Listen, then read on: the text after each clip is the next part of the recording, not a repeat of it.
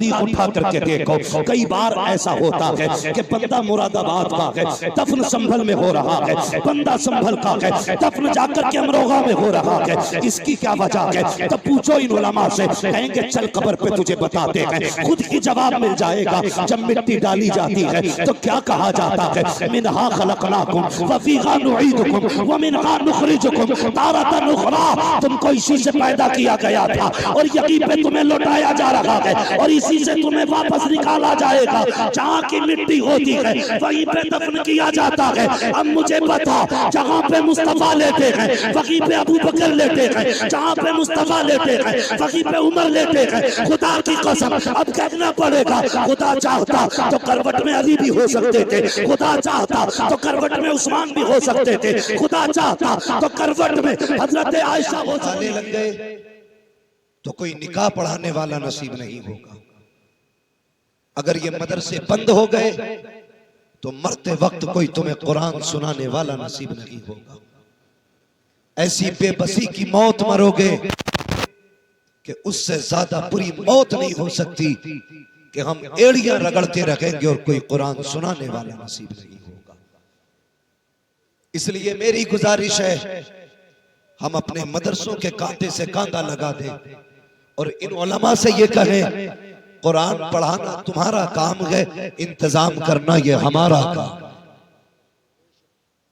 अब ये जिम्मेदारी बनती है उम्मत की कि मदरसों के कांधे से कांधा लगा के खड़े हो जाएं और पूरी दुनिया को बता दें, जिन्होंने मदारिस के चंदे बंद किए, जिन्होंने मदारिस के वज़ाइफ बंद किए, जिन्होंने मदारिस की आमदनी बंद की, उन्हें ये बता दो, ये मदरसे कल भी मुस्तफा चला रहे थे, आज भी मुस्तफा चला रहे थे। और सच्चाई भी यही है, अगर कोई चंदा दे तो ये ना सोचे मैंने चलाया, कोई पैसा दे तो ये ना समझे ये मेरा पैसा लगा है। यकीन जाने, जब मदरसों को जरूरत होती है पैसे की और मोहतमिम का दिल दुखता है तो वो सीधा रुख मदीने की तरफ करता है, कहता है या रसूल अल्लाह, घर भी आपका है, मेहमान भी आपके हैं, इंतजाम कैसा होना है ये भी आप करेंगे। जब वो इतना कहता है ना तो हुजूर इन्हीं में से किसी के दिल में ये बात डाल देते हैं कि जेब उसकी होती है, पैसा मदीने वाले का हुआ करता है। ख्याल रखिएगा। और बात बात में अगर किसी ने मदरसों को कुछ दिया है तो एहसान न जताना, ये मत कहना इसकी बुनियाद में मेरी ईंट लगी है निकाल के ले जाऊंगा, ये मत कहना जब ये नहीं पट रहा था तो पैसा मैंने दिया था, ये मत कहना जब तनख्वाहें नहीं थी तो मैंने चंदा दिया था। कभी ये सोचना भी मत और 10 रुपए दे करके ये घमंड मत करना कि मैंने इन मदरसों और कुरान वालों का हक अदा कर दिया है। कसम खुदा की, अगर खून का एक कतरा भी कुरान के लिए दे दिया जाए तब भी कुरान का हक अदा नहीं हो सकता। हम अपने असलाफ की जिंदगी देखें, अपने बुजुर्गों की जिंदगी देखें, उन्होंने किस तरह से कुरान की खिदमत की, उन्होंने किस तरह से कुरान को आगे बढ़ाया। आज तो हम घर में लेटे हैं, न गिरबान पकड़ा गया, न गालियां मिली, आंख खुली, कान में मुअज्जिन ने अजान दी और कहा मुबारक हो हुजूर की उम्मत में पैदा हो गए। ये खुशनसीबी अल्लाह ने हमारे मुकद्दर में लिखी कि हमें हुजूर की उम्मत में पैदा किया। हम मुसलमान हैं, हुजूर की उम्मत में पैदा किए गए। कसम खुदा की, हमें कुरान के लिए न सर कटाना पड़ा, न बच्चे देने पड़े, न हमें खून देना पड़ा, न हमें वाक़े करने पड़े। यही वजह है आज कोई कुरान की इज्जत करने तैयार नहीं है, कुरान वालों का एहतराम करने तैयार नहीं है। ए मेरी कौम के जवानों, मेरी बात दिल पे लिख करके लेकर के जाना, ये कुरान वाले कोई आम अफराद नहीं है, ये आम जमात नहीं है, बल्कि ये वो जमात है अगर इनमें का एक बंदा हाथ उठा के दुआ कर देता है, बाकी आमीन कह देते हैं, तो कसम खुदा की तकदीर भी बदल जाती है, मुश्किलें भी टल जाया।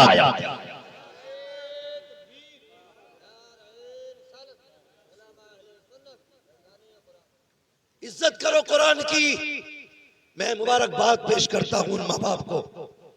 5 हाफिज कुरान। कितने बोले सारे? कितने? अभी सब नहीं बोले। कितने? 5 हाफिज कुरान। इस इदारे ने 5 हाफिज कुरान दिए। और हाफिज बनना कोई खेल नहीं और कोई आसान भी नहीं है। मैं इन बच्चों के फारिगीन के घर वालों से एक बात कहना चाहता हूं। असातिज़ा को एक जोड़ा और 500 रुपए देकर के ये नहीं समझना कि तुमने उस्ताद की मेहनत का हक अदा करा।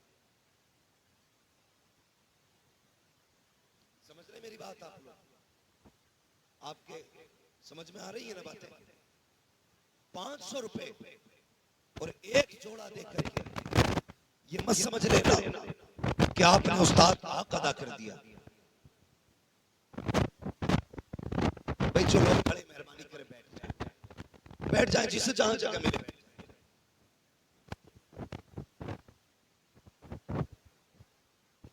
देखिए हजरत खुद उठ के गए यहां से आपको बैठाने के लिए। मेहरबानी करें बैठ जाइए जो लोग खड़े। माशाल्लाह।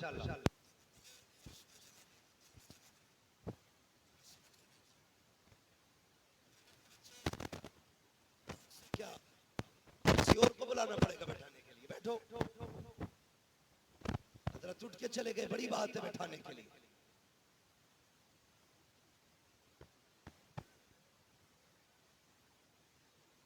माशाल्लाह, जिसको जहां जगह मिले बैठ जाए। मैं क्या कह रहा था? तवज्जो है आपकी? 500 रुपए और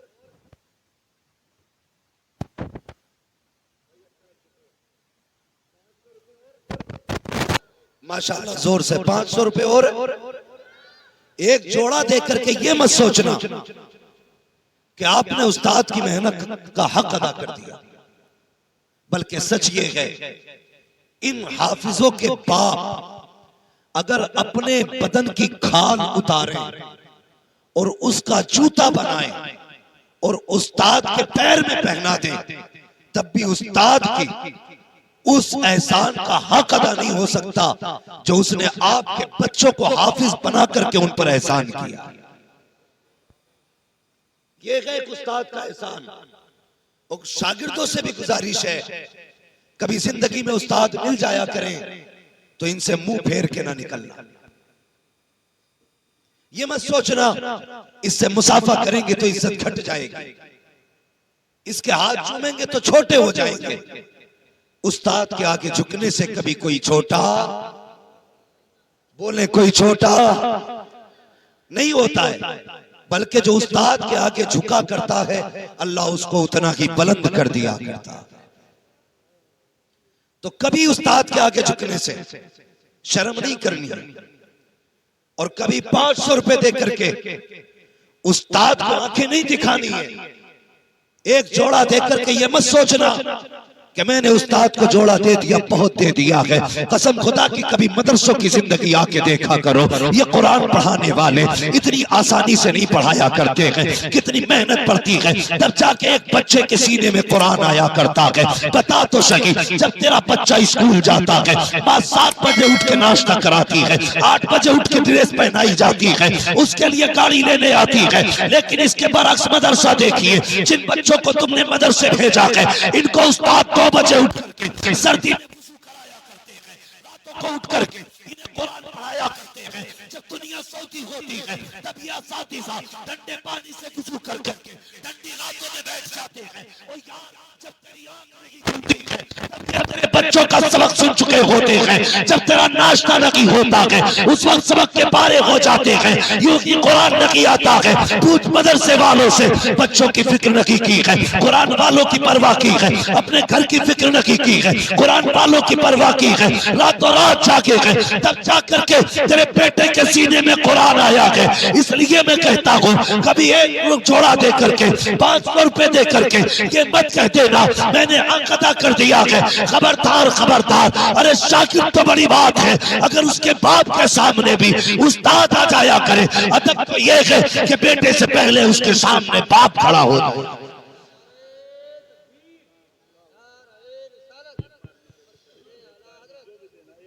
भाई असातिज़ा की इज्जत करो, कदर करो असातिज़ा की।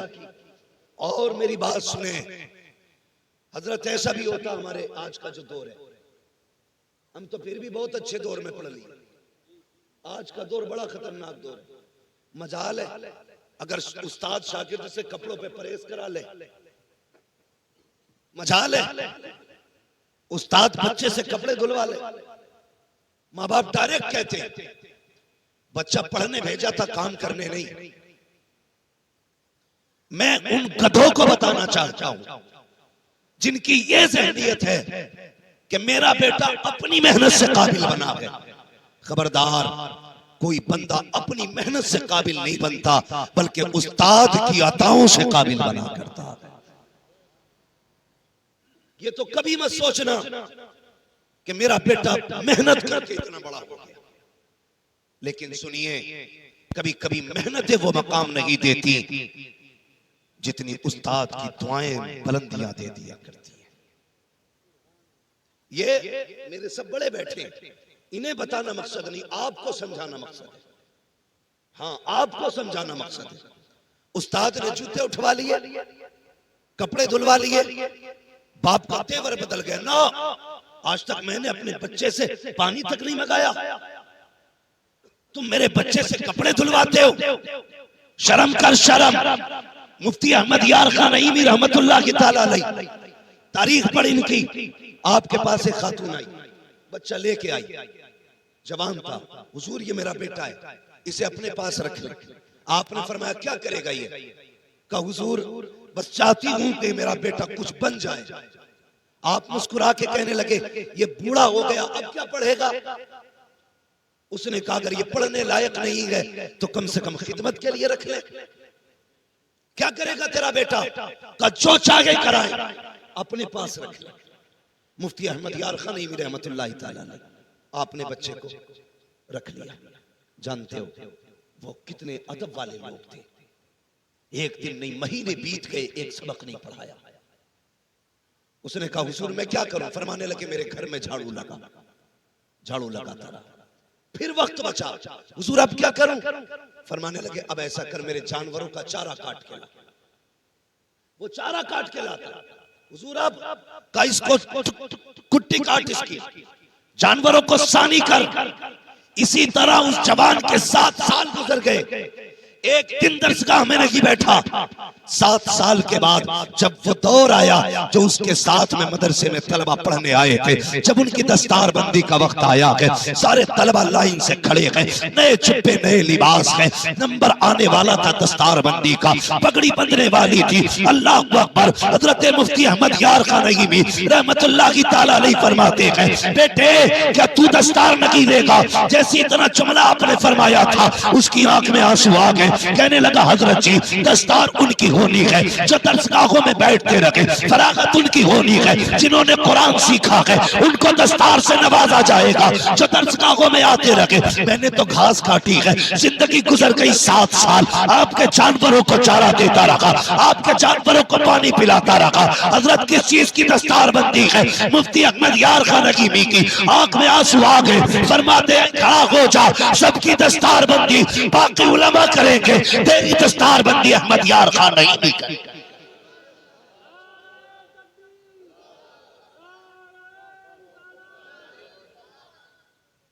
भाई मुफ्ती अहमद यार खान नईमी फरमाते,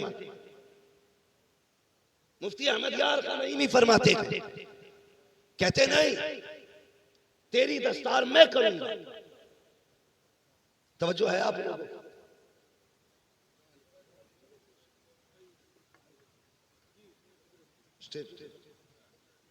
मुफ्ती अहमद यार खान नईमी फरमाते तेरी दस्तार मैं करूंगा।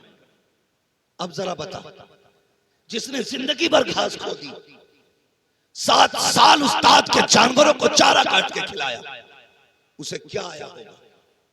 कुछ भी नहीं ना। यहां तो दरसगाहों में बैठ के हम खाली रह गए और वो तो घास काटते रहे, चारा काटते रहे। सुने, जब सारे फारिकीन की बाकी उलमा ने पगड़ी बांधी, लेकिन उस शागिर्द के मुफ्ती अहमद यार खान नईमी रहमतुल्लाहि ताला अलैह ने पगड़ी बांधना शुरू की। हर बल पे आप रो के कहते, यार मुझे छोड़ के तो नहीं चला जाएगा, आज मैं तेरी फरागत कर रहा हूं, मैं दस्तार दे रहा हूं, ये तो सब चले जाएंगे, तू मुझे छोड़ के तो नहीं जाएगा।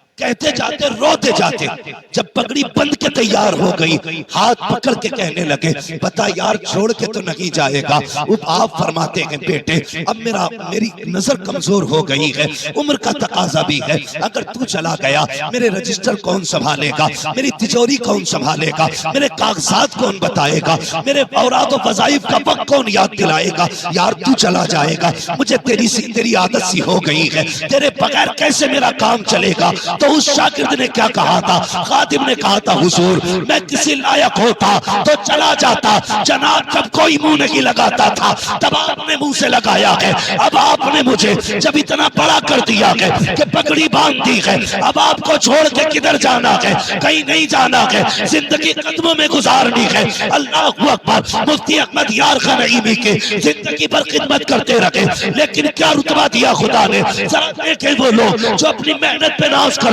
हैं, अपनी काबिलियत पे नाज करते हैं। सुने प्यारे, उस दौर के उलमा फरमाते हैं कि जब कोई मसला टक जाता, कोई अल्लाह की होता था, बड़े बड़े मुफ्ती जिसमें सर पकड़ के बैठ जाते थे, फिर इकट्ठा होकर के सब इनके पास आते थे, कहते हैं जो मसला कहीं अल्लाह की होता था वो हजरत के इस खादिम की बारगाह में चुटकियों में हल हो जाया।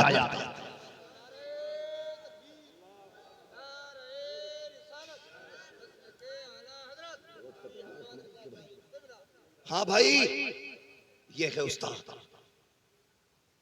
ये है जो कभी मेहनत नहीं देती, वो कभी कभी उस्ताद की दुआएं दे दिया करती। अगर उस्ताद तुमसे अपने जूते चाटने का हुक्म दे तो चाटो जबान से, इसलिए कि उसकी नजर है जो तुम्हें आगे करेगी। मैंने बड़े बड़े काबिलों को बदल के जाहिल होते भी देखा, जागिल होते भी देखा। जब उस्ताद से उलझ गए तो बचे नहीं। जो रब देना जानता है वो रब लेना भी जानता है। बुजुर्गों ने फरमाया, बा अदब बा नसीब, बे अदब कम नसीब। अदब पहला जीना है काबिलियत का, अदब करोगे तो आगे बढ़ोगे। ये होता है उस्ताद। अगर आपके बच्चे से कोई भी काम मदरसे में लिया जाए, आइंदा कभी मत कहना मैंने बेटे से पानी नहीं भरवाया, मैंने बेटे से तिनका तक नहीं तोड़वाया। उस्ताद की मर्जी पे छोड़ दिया करो, बेटा तुम्हारे हवाले है, चाहो तो पढ़ाओ, चाहो तो इससे सिर्फ जिंदगी भर जूतियां उठवाओ। हाँ, मगर बड़ी तंग नजरी है।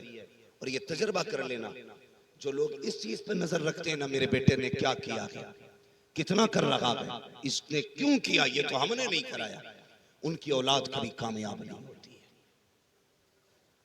कभी कामयाब नहीं होती है। और मैं गुजारिश करूंगा तलबा से, फारिग होने के बाद हम लोग कभी उस्ताद की गलियों में चक्कर नहीं लगाते। हर साल हम मुजाबिरों की कोलक में 10-5 हजार डाल देते हैं। जिस उस्ताद ने हमें मिट्टी से सोना बना दिया, कभी 2 रुपए उसकी बारगाह में लेके नहीं जाते। जहां मैं बाजारों पर जाने से इनकार नहीं कर रहा, 36 बार जाओ तुम्हारी मर्जी है, लेकिन साल में 2 बार उस्ताद की चौखट पे भी जाया करो।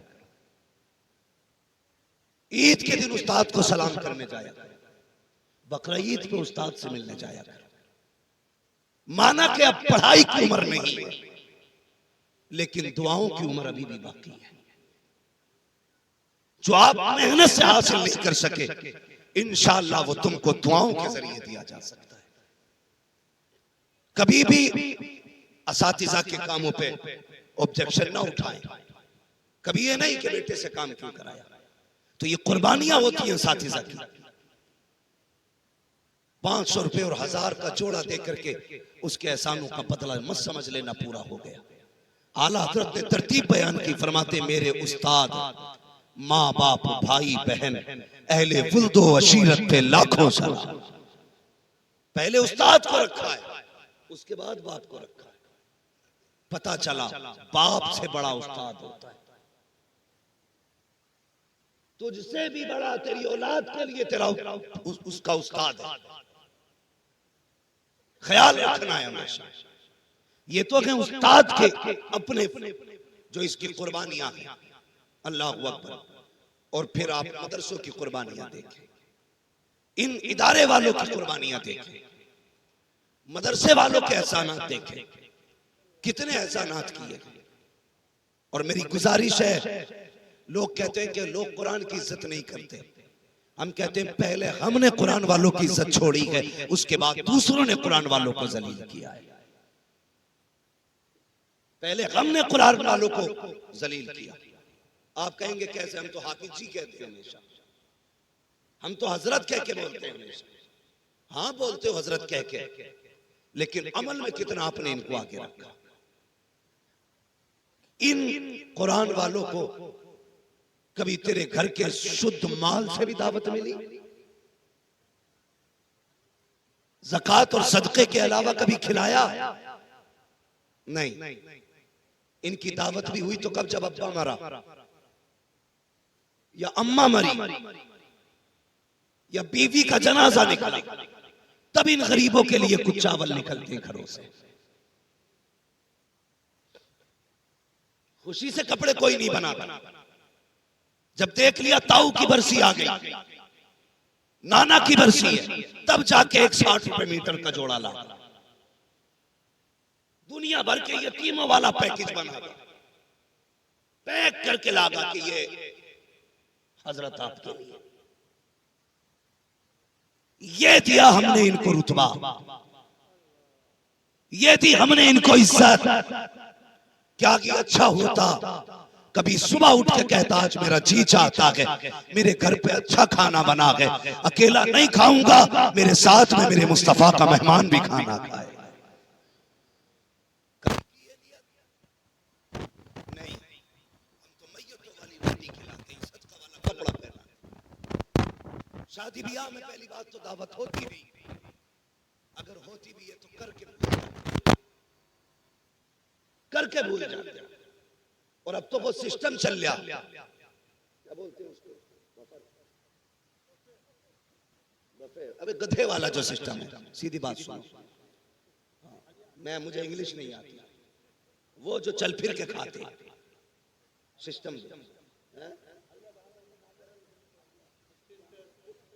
हरिया जानवर। भाई कोई भी मसला, मेरी बात सुन ले, चल फिर के खा रहे। कितना अच्छा तरीका था पहले, खाने वाले बैठते थे, खिलाने वाले आकर के खिलाते थे। अब खिलाने वाले तो बैठे, खाने वाले थोड़ा उससे सालन ले लिया, गया एक टांग तू रख दे, थोड़ा सा कबाब तू रख दे। कभी कभी तो इतना अजीब काम होता है कि वो फाइबर वाली प्लेट होती है, वो भरती है तो यूं डुलमुल होती है। अब उसे पकड़े के खाए, ये डिस्पोजल जो चल रही है आजकल, कितनी बड़ी बीमारी है। आज कोई किसी का झूठा खाने तैयारी नहीं। यही वजह है कि किसी को cancer, brain tumour, heart attack, ये बीमारियां क्यों लगी?